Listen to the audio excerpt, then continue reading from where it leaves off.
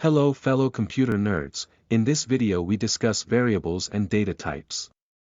A variable is storage container whose value can be changed. Data types refer to the kind of data that can be stored in a variable. The basic data types in the C programming language are char, int, float, and double.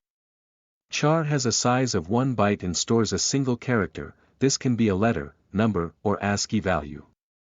An int has a size of 2 or 4 bytes and stores whole numbers, without decimals. A float has a size of 4 bytes and stores fractional numbers, containing 1 or more decimal and is sufficient for storing 7 decimal digits. A double has a size of 8 bytes is like float but can store up to 15 decimal digits. In order to print and accept variables from users we have to use format specifiers in the place where we'd like the variable. %d or %i for integers, %f for floats, %c for chars, %lf for doubles and %s for strings. Let's open dev C++ so we can see variables in action. Let's start with an integer variable. Simply type the keyword int and the name of your integer variable. You choose to give it a value right away like this, or you can end the statement with a semicolon and define your variable later on by typing the name of your variable followed by the equal sign then an integer since it's an int variable.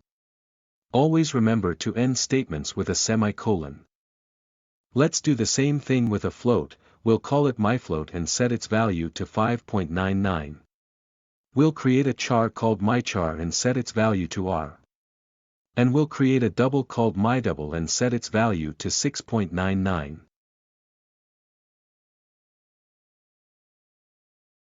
We'll then print out these variables using the format specifiers and printf.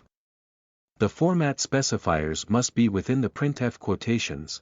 After the final quotation in each printf, type a comma then the variable name.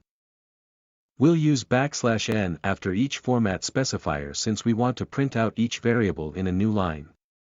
Execute, compile and run. Voila, there are your 4 variables. Thank you for watching. Feel free to like, comment and subscribe for more videos.